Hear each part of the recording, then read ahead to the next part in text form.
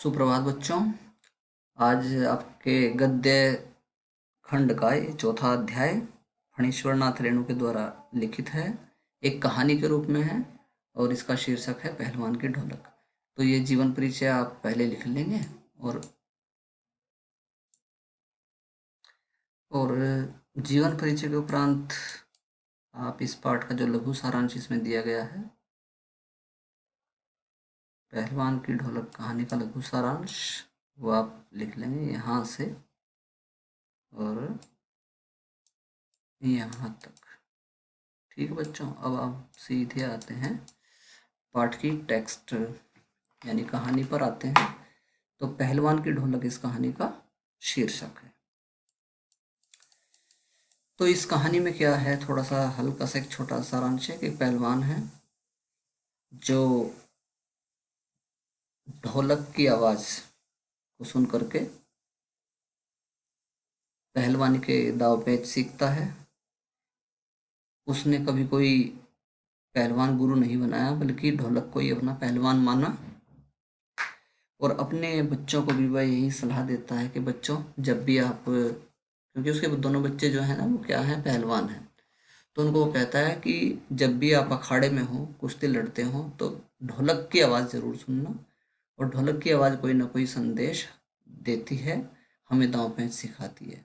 और मैंने, यानी पहलवान कह रहा है कि मैंने हमेशा ढोलक को अपना गुरु माना है। साथ ही इसमें ये भी दिखाया गया है कि किस प्रकार जब वो पहलवान, शाही पहलवान था, राज दरबार का पहलवान था, तब उसका जीवन कितनी संपन्नता से, कितने अच्छे तरीके से गुजरा। लेकिन जैसे ही व्यवस्था परिवर्तन हुआ और राजशाही थी, राजा के देहांत के बाद में जब उसका बेटा राजा बना, तो उसने बहुत ज़्यादा परिवर्तन अपने शासनकाल में किए और पहलवान को भी घर से, अपने महल से बाहर, राज दरबार से बाहर निकाल दिया। और आखिरकार उसके दुर्दिन आ गए और किस प्रकार वो अपने जीवन के अंतिम दिनों में परेशान रहा पहलवान, ये भी इसमें बताया जाएगा। तो ठीक है बच्चों, सीधे टेक्स्ट पे आ रहे हैं। जाड़े का दिन, अमावस्या की रात, ठंडी और काली, यानी शीत ऋतु थी। और शीत ऋतु में भी भयावहता दिखाई गई है कि अमावस की रात थी। अमावस की रात थी तो काली रात थी, अंधेरी रात होती है अमावस की रात। ठंडी और काली, और शीत ऋतु थी इसलिए ठंड भी बहुत ज़्यादा थी। तो रेणु जी का ये एक अंदाज है अपनी कहानी को शुरू करने का कि उन्होंने पहले बताया आपको कि वातावरण किस तरह का है, मौसम कैसा है। मलेरिया और हैजे से पीड़ित गांव भयार्थ शिशु की तरह थर-थर कांप रहा था। तो बच्चों, जैसे आजकल कोरोना का संकट है, वैसे ही पुराने ज़माने में महामारी का जो रूप लेती थी, मलेरिया और हैजे जैसी बीमारियां लेती थी। तो मलेरिया और हैजा उस समय की महामारी थी। जैसे आज हम कोरोना से जूझ रहे हैं, उस समय लोग मलेरिया और हैजे से जूझते थे और स्थिति ये होती थी कि गांव के गांव उजड़ जाते थे।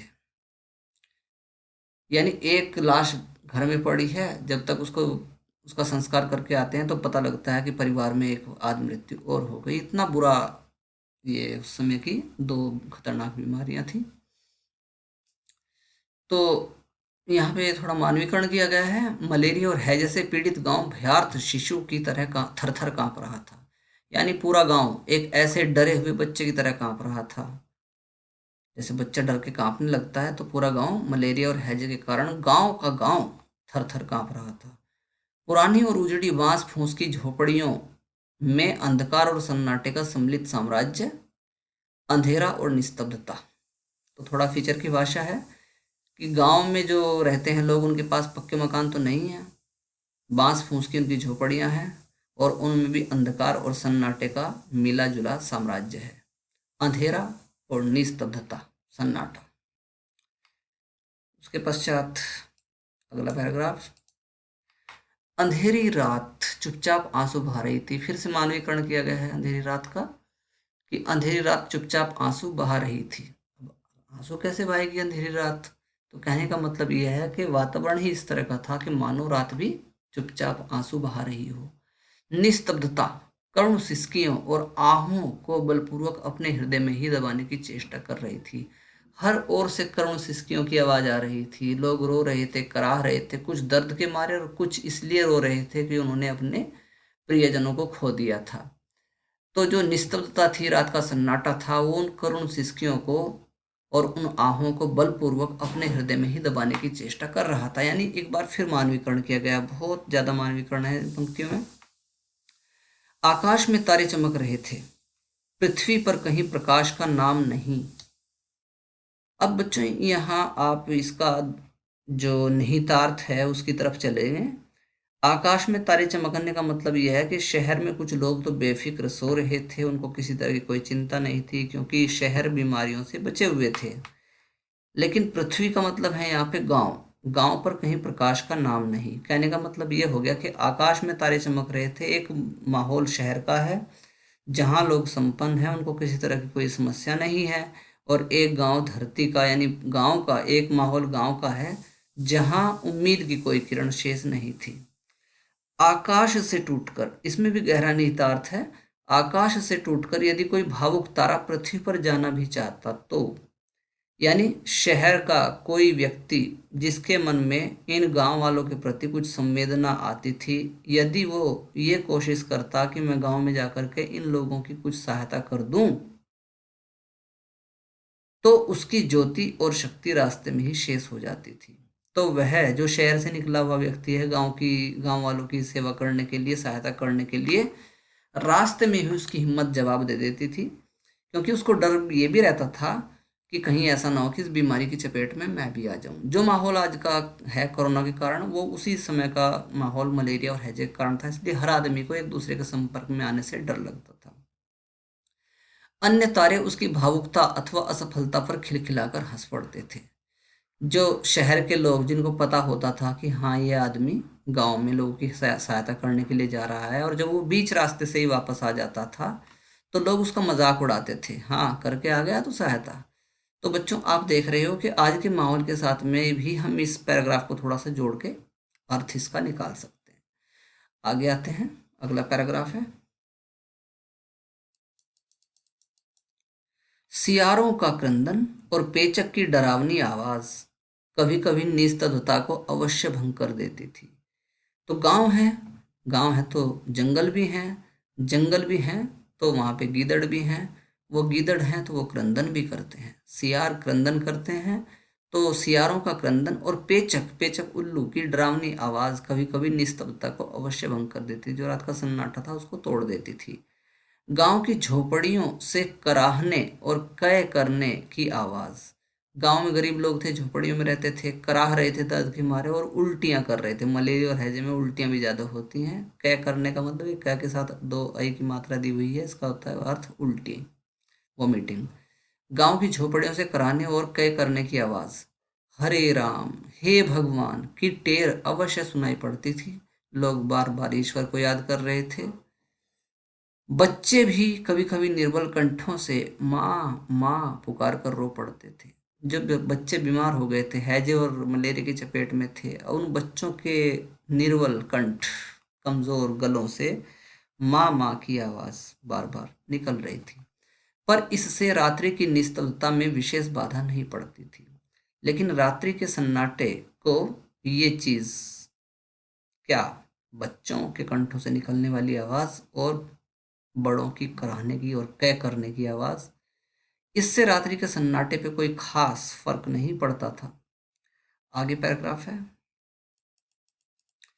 कुत्तों में परिस्थिति को ताड़ने की एक विशेष बुद्धि होती है। कहा जाता है कि कुत्तों में सूंघ कर पहचानने की, या परिस्थितियों को घटित होने से पहले, घटनाओं के घटित होने से पहले उनमें ताड़ने की एक विशेष उनकी सेंस होती है। वे दिन भर राख के घूरों पर गठरी की तरह सिकुड़कर मन मारकर पड़े रहते थे। कुत्तों के बारे में कहा गया कि दिन भर, पूरा दिन राख कहीं होती थी, राख के ढेर, घूरों का मतलब ढेर पर गठरी की तरह सिकुड़कर वो पड़े रहते थे, मन मारकर पड़े रहते थे। संध्या या गंभीर रात्रि को सब मिलकर रोते थे, लेकिन जब जैसे ही रात्रि होती थी, शाम का समय होता था, तो मिल करके वो रोने लगते थे। कुत्ते, आपने देखा होगा कुछ कुत्ते ऊपर को मुंह करके रोने लगते हैं, तो ये क्या होता है कि अपशकुन माना जाता है। तो कुत्तों के रोने से ये संकेत गांव वालों को मिलता था कि जो आफत है वो भी टली नहीं है और पता नहीं क्या क्या विनाश करेगी। रात्रि अपनी भीषणताओं के साथ चलती रहती और उसकी सारी भीषणता को ताल ठोक कर ललकारती थी सिर्फ पहलवान की ढोलक। अब रात भर का जो वातावरण था वो कैसा था? तो रात्रि अपनी भीषणताओं के साथ चलती रहती और उसकी सारी भीषणता को ताल ठोक कर ललकारती रहती थी सिर्फ पहलवान की ढोलक। तो ये सारी समस्याएं, सारी भीषणताएं, सारी जो भयावह स्थितियां हैं रात्रि के साथ साथ बीतती जाती थी। और रात्रि की इस भयावहता को केवल एक चीज थी जो ताल ठोक कर ललकारती रहती थी, और वो थी सिर्फ पहलवान की ढोलक। संध्या से लेकर प्रातःकाल तक एक ही गति से बजती रहती, यानी पूरी रात पहलवान ढोलक बजाता रहता था। और ढोलक की तान क्या थी? चट धा गिड़ धा, चट धा गिड़ धा, यानी आ जा भिड़ जा, आ जा भिड़ जा। तो यहाँ जो पहलवान की ढोलक का जो संकेत होता है, चट धा गिड़ धा, इस तान का मतलब निकल के आता है कि वो दूसरे पहलवान को ललकार के कह रहा है कि आजा भिड़ जा, मैं तैयार हूं। लेकिन यहाँ गांव में जब लोग बीमार हैं तो उन बीमार लोगों में जोश भर के यह कह रहा है, ये पहलवान की ढोलक यह कह रही है कि इस बीमारी से डरने की आवश्यकता नहीं, इस बीमारी को कहो आजा भिड़ जा। यानी आप सब इस बीमारी को के साथ लड़ने में, जूझने में सक्षम हैं, अपने मनोबल को टूटने मत दो। बीच बीच में चटाक चट था, चटाक चट था, यानी उठाकर पटक दे, उठाकर पटक दे। यानी वो जो पहलवान है वो मनोबल बढ़ा रहा है गांव वालों का कि घबराने की आवश्यकता नहीं है। जब भी बीमारी आपके सामने हो तो उसका डट के मुकाबला करो, उस बीमारी को उठाकर पटक दो। तो भिन्न भिन्न तान जो है ढोलक की, वो आपको भिन्न भिन्न अर्थ निकाल के देती हैं। और एक प्रश्न जो पहले वाला है इसमें पाठ में, वो यही है कि इन तानों का क्या क्या संकेत और क्या क्या अर्थ है। यही आवाज मृत गांव में संजीवनी शक्ति भरती रहती थी। इस आवाज में एक जादू था कि जो मरने वाले लोग थे, मृत प्राय लोग थे, उनके अंदर मानो संजीवनी शक्ति का संचार हो गया। लुट्टन सिंह पहलवान, कौन बजाता था ये ढोलक? वो था लुट्टन सिंह पहलवान। यूं तो वह कहा करता था, लुट्टन सिंह पहलवान को होल इंडिया भर के लोग जानते हैं। पहलवान कहा करता था कि मुझे पूरा देश जानता है। ये है पहलवान, ढोलक बजा रहा है। किंतु उसके होल इंडिया की सीमा शायद एक जिले की सीमा के बराबर ही हो। अब ये उसका बड़बोलापन था कि वो कहता था कि मुझे पूरा देश जानता है। हाँ, इतना जरूर था कि एक जिला उसको, जिस जिले का वो निवासी था, वो जिला उसको जरूर जानता था। जिले भर के लोग उसके नाम से अवश्य परिचित थे, जानते थे उसको। ठीक है बच्चों, ये टाइम इसमें पूरा हो गया वीडियो का। अगली वीडियो में आप इंतजार करेंगे। धन्यवाद।